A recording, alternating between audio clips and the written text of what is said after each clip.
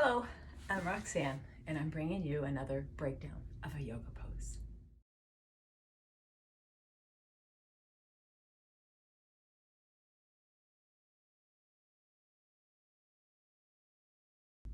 Today I'm going to go over the cow face pose, Gomukhasana. Gomukhasana.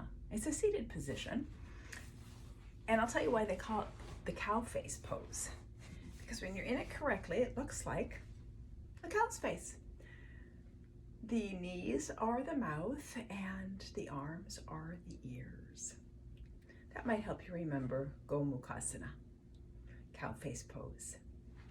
So, how you get into it correctly is you're in a seated, straight-legged position, Dandasana.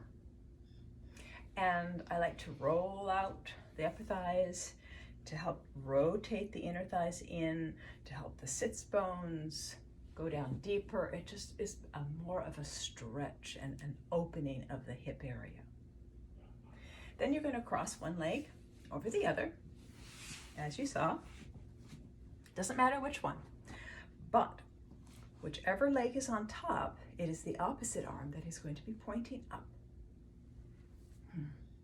Now, if that was hard for some of you to get into or to sit in, you can get into it in an alternate way. It doesn't have to be Dandasana. You can do it from the tabletop, and you just cross one leg behind the other and sit down. And if it's hard for you to sit, you can sit on your block or any firm pillow. I have a meditation pillow. And that might give some people relief if you have tight hips. But ideally, you want to stretch this area enough so that you do not need the prop. It's okay if you need the prop, believe me, because you're still getting the benefit of this pose. And it's an extreme pose. It really is. Even though you're just sitting, you are given the opportunity to explore the symmetry of your body. Because when you flip-flop and change which side you're stretching, you will immediately see or feel what side is tighter and where. But we're going to start with the right leg over the left, okay? And I like to imagine it like a beautiful pyramid here from my vantage point. I see it like a nice pyramid, and you want to have your feet right next to your thighs as close as you can. Some might find relief to do that. Of course, we don't want to have any pain in the knees ever. So if you cannot keep your legs and your ankles right next to the thighs, then do sit on your block or your firm pillow. You might want to rotate your calf muscles out. That allows you to settle deeper into the pose. You might want to pull your thighs out again. And when you feel like you can sit in this position comfortably for a moment, let's go to the arms. Because you're going to need your arms, right, to get your legs in the right position. So once your legs are in the right position, remember what I said, the top leg is the indicator that you're going to use the opposite arm to go up. So if the right leg is up, the left arm is going to go up.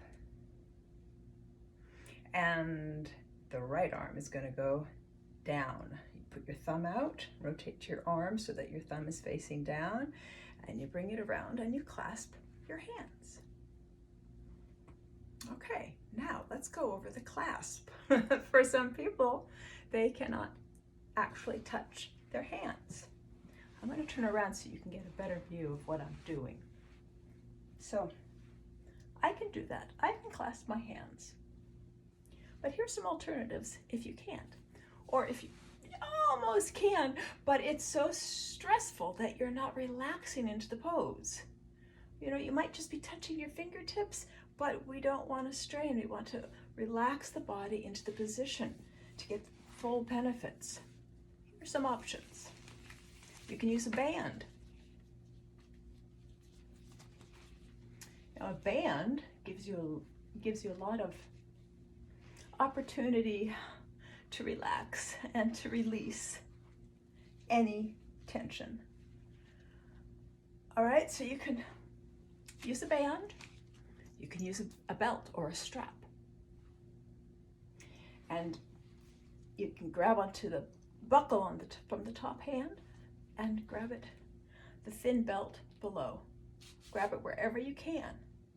And you don't want to be seesawing your arms like that. You want to be holding your top arm up and gradually work your bottom arm up towards your top hand. It's not this kind of thing. The third option is a towel rolled up. And the difference with this one is it's a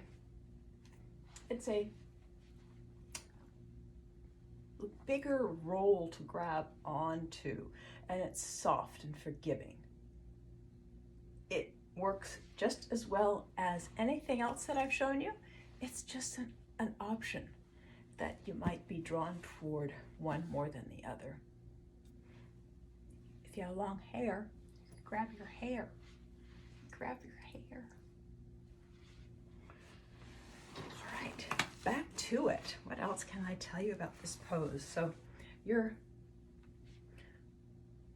found whatever it is you need, band, belt, towel, or just your own hand, and you want to remain focused on your alignment.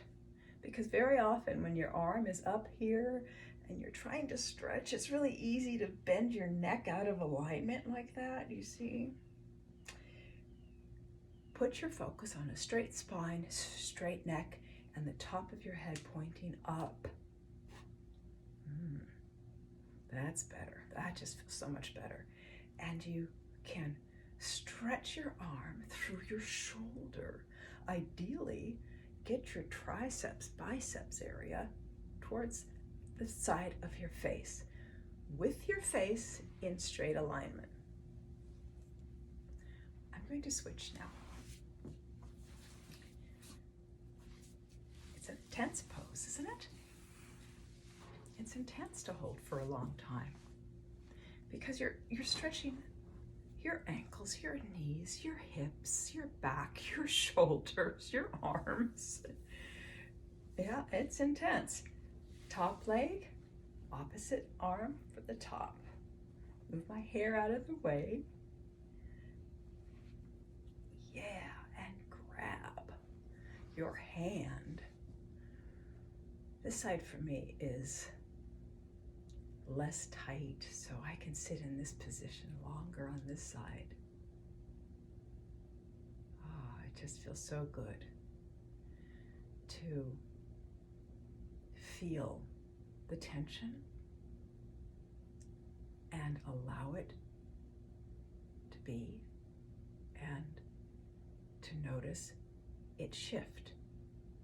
When you allow it, when you notice it, it shifts and you're not moving.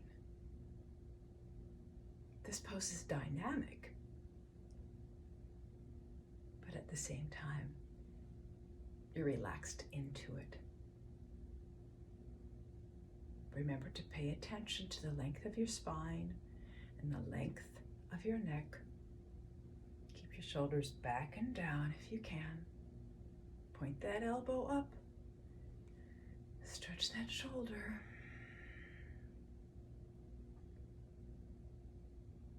Keep your spine straight. Notice how each side feels different than the other. And when you have limbs bent like this, it blocks the flow of blood, making your heart pump a little stronger to get the blood through those bent areas, kind of like a garden hose. When you bend it, the water gets restricted. So one of the most delightful parts of this pose is releasing it, because then the blood just floods through and it feels like a clean flushing of the veins. But we need to release gently, so unclasp your hands or let go of one of your props and slowly bring your arms down. And you can feel it.